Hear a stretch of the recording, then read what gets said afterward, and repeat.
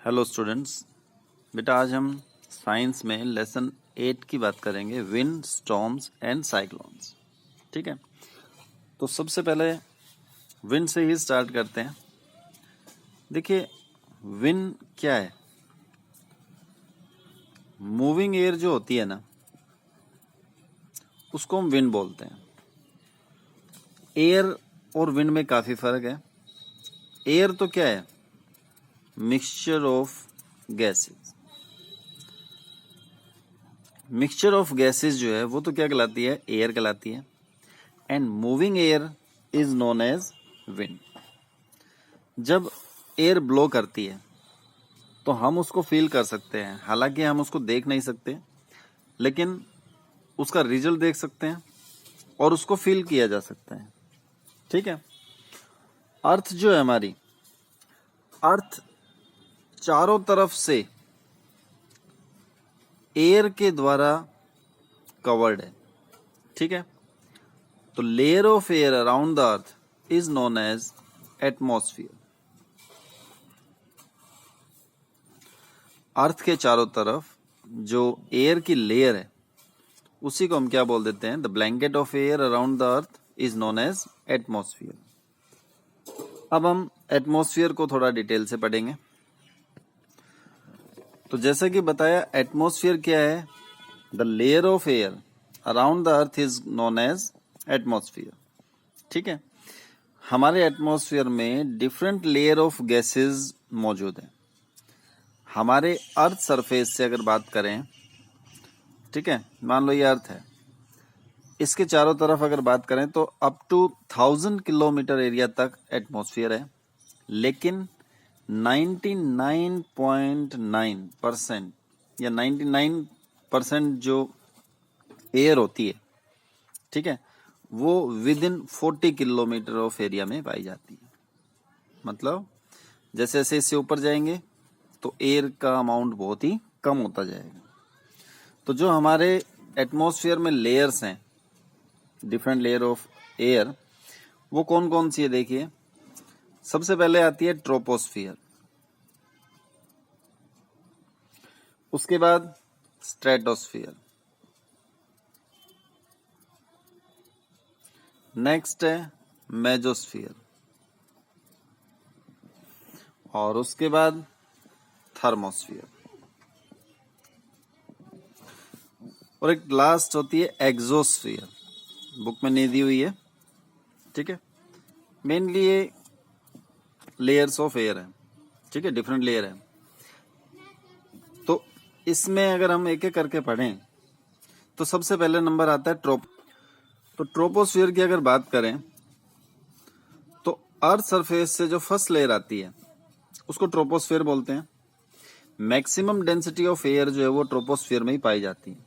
यहीं पर हम देखते हैं कि नाइट्रोजन की अमाउंट 78%, ऑक्सीजन 21%, कार्बन डाइऑक्साइड 0.03%, ठीक है, और वाटर वेपर्स ये लगभग अर्थ सरफेस से 15 या 16 किलोमीटर तक फैली हुई होती है। तो ये पहली जो हमारी लेयर है उसको बोलते हैं ट्रोपोस्फियर।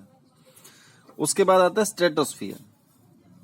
देखिए, स्ट्रेटोस्फियर ट्रोपोस्फियर से अगली लेयर है, ठीक है। अगर हम बात करें इस तरह से तो फर्स्ट लेयर तो ट्रोपोस्फियर, नेक्स्ट हो जाएगी स्ट्रेटोस्फियर, जो कि ट्रोपोस्फियर से अप टू 50 किलोमीटर अबव तक पाई जाती है, ठीक है। स्ट्रेटोस्फियर के अंदर बहुत कम वाटर वेपर पाए जाते हैं। सुपरसोनिक जो जेट होते हैं वो इस रीजन में उड़ाए जाते हैं, और इस लेयर का जो टेम्परेचर होता है that is higher than that of troposphere. Stratosphere का जो टेम्परेचर है वो ट्रोपोस्फियर से ज्यादा होता है, ठीक है। इसी में जो स्ट्रेटोस्फियर होता है, जो हमारी लेयर है, इसी में एक ओजोन लेयर पाई जाती है। इसके बीच में, स्ट्रेटोस्फियर के बीच में एक ओजोन लेयर पाई जाती है। ये ओजोन लेयर जो होती है ये हमें सन से आने वाली अल्ट्रा वायलेट जो कि हार्मफुल रेडिएशंस होती है हमारे लिए, उनसे हमें बचाती है, ठीक है। तो ये ओजोन लेयर जो है harmful ultra violet rays coming from the sun, उनसे हमें प्रोटेक्ट करती है, ठीक है। इसके बाद नंबर आता है मेजोस्फीयर। मेजोस्फीयर जो है ये स्ट्रेटोस्फीयर से अगली लेयर हो गई, तो 50 से 80 किलोमीटर तक अगली लेयर जो है वो है मेजोस्फीयर। मेजोस्फीयर में एयर का अमाउंट काफी कम हो जाता है और टेम्परेचर जो है वो भी काफी डाउन आ जाता है। तो लगभग -85 डिग्री सेल्सियस, अर्थ के 80 किलोमीटर ऊपर की बात करें तो -85 डिग्री सेल्सियस तक टेम्परेचर आ जाता है, तो बहुत ही लो टेम्परेचर रहता है। उसके बाद है थर्मोस्फियर। मेजोस्फियर से ऊपर थर्मोस्फियर शुरू होती है। थर्मोस्फियर में भी टेम्परेचर जो है ना हाइट के साथ साथ इंक्रीज होता जाता है, तो यहाँ पर एयर का अमाउंट और भी कम हो जाता है। ठीक है, लास्ट हो जाती है हमारी एग्जोस्फियर, जिसके बाद एयर बिल्कुल खत्म हो जाती है। तो अगर हम देखें डेंसिटी ऑफ एयर जो है, ट्रोपोस्फियर से एग्जोस्फियर की तरफ चलते हैं तो डेंसिटी बहुत कम होती जाती है। ठीक है, एयर का अमाउंट गिरता जाता है। तो ट्रोपोस्फियर में सबसे ज्यादा अमाउंट ऑफ एयर पाई जाती है, स्ट्रेटोस्फियर में उससे कम हो जाती है, मेजोस्फियर में उससे कम हो जाती है, थर्मोस्फियर में हो जाती है, एग्जोस्फियर में कोई भी एयर नहीं होती। ये इसको हम स्पेस भी बोल सकते हैं या वैक्यूम बोल सकते हैं, जहां पर कोई भी एयर नहीं है। ठीक है, तो ये हमारा एटमॉस्फेयर था और ये हमारी एटमॉस्फेयर की डिफरेंट लेयर ऑफ गैसेस थी। ठीक है, इसके बाद हम नेक्स्ट पढ़ेंगे एटमॉस्फेरिक प्रेशर।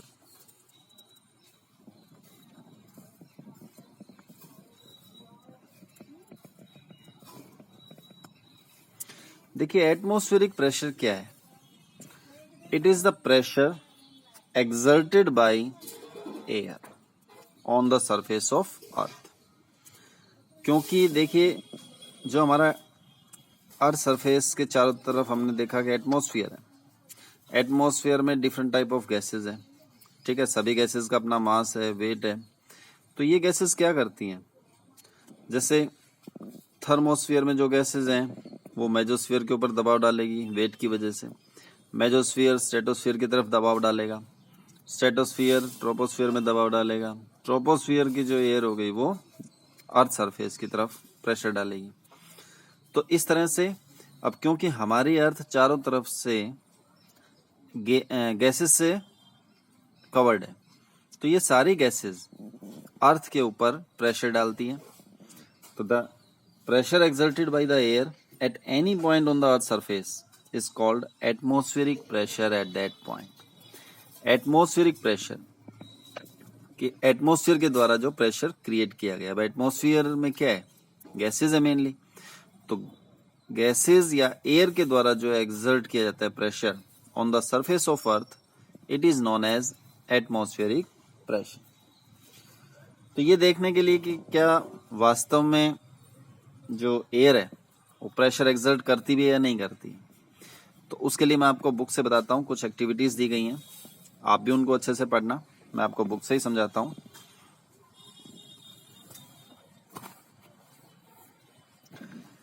देखिए ये एक्टिविटीज दी गई हैं दो, इनको बड़े ध्यान से समझना आपको।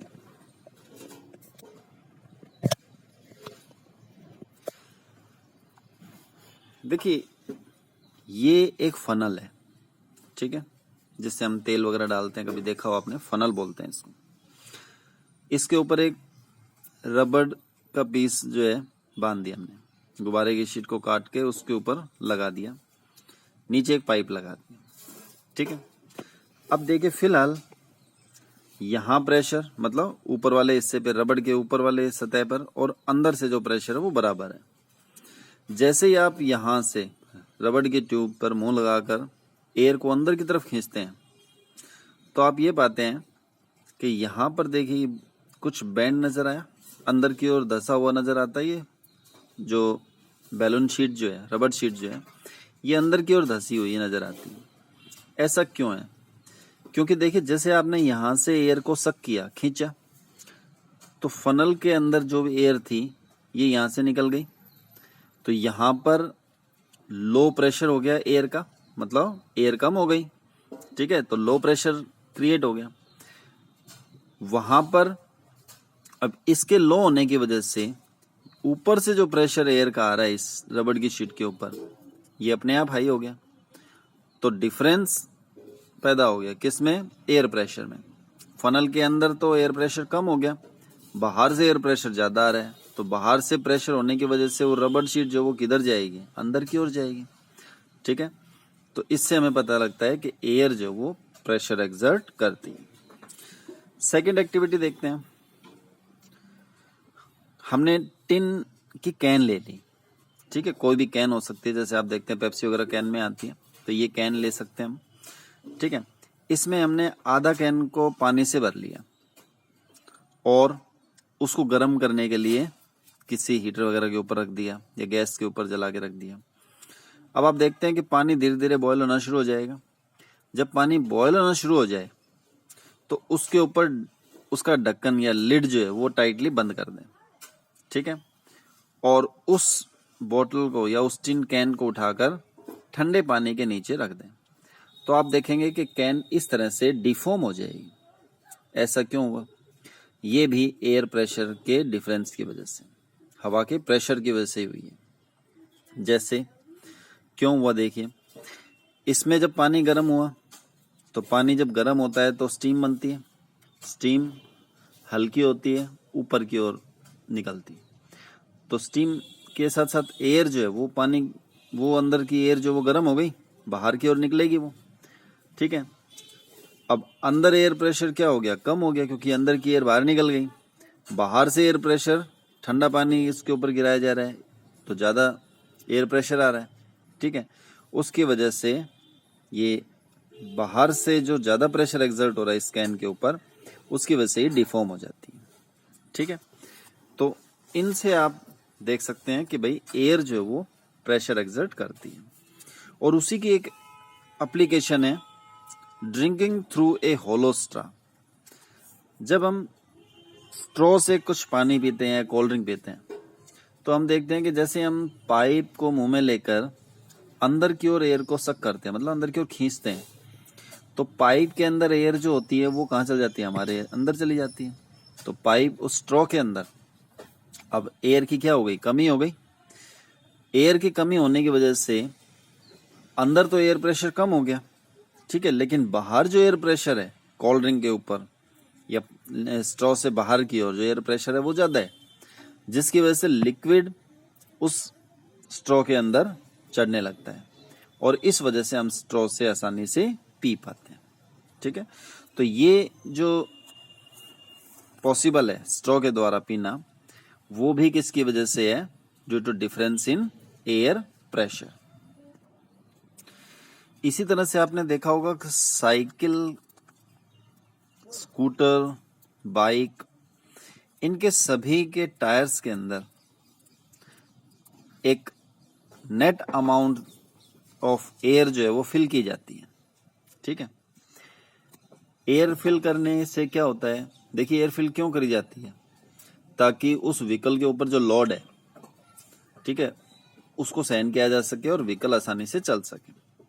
अब टायर ट्यूब के अंदर जब एयर फिल की जाती है तो वो एयर जो है वो लोड के अपोजिट काम करती है। कहने का मतलब उस लोड को बैलेंस करने का काम करती है और आसानी से जो व्हीकल है वो आगे की ओर चलता है। तो वो मेनली लोड को बैलेंस करती है, वेट को बैलेंस करती है, और इसी वजह से स्कूटर, साइकिल या कार वगैरह जो भी हैं, उनके टायर्स के अंदर एयर को फिल किया जाता है। Is it clear? अब देखते हैं what causes air pressure. Air pressure क्यों होता है, एयर प्रेशर क्यों एक्सर्ट करती है? तो मेनली हम जानते हैं कि जैसे अर्थ के चारों तरफ क्या है, एटमॉस्फेयर है, जैसे हमने बताया चारों तरफ एटमॉस्फेयर है, डिफरेंट टाइप ऑफ गैसेस है। ठीक है, ग्रेविटी जो है अर्थ की, वो हर चीज को अपने सरफेस की तरफ या अपने सेंटर की तरफ अट्रैक्ट करती है। तो एयर मॉलिक्यूल्स को भी वो अपनी तरफ अट्रैक्ट करती है। अब क्योंकि हमने जैसे बताया एक के ऊपर दूसरी लेयर, दूसरी के ऊपर तीसरी लेयर, इस तरह से सभी लेयर की जो एयर है वो अपने से नीचे वाली एयर के ऊपर एक्सर्ट करती है प्रेशर को। ठीक है, और अल्टीमेटली जो ट्रोपोस्फियर है, जो अर्थ से ऊपर की सरफेस है, यहाँ जो भी प्रेशर आएगा वो सारा प्रेशर ट्रोपोस्फियर का मिलाकर वो कहाँ जाएगा? अर्थ सरफेस के ऊपर आएगा। ठीक है, तो ये रीजन है कि एयर प्रेशर क्यों एक्सर्ट होता है, किया जाता है अर्थ इसके एयर के द्वारा। ठीक है, इससे अगला टॉपिक नेक्स्ट वीडियो में आएगा। ओके।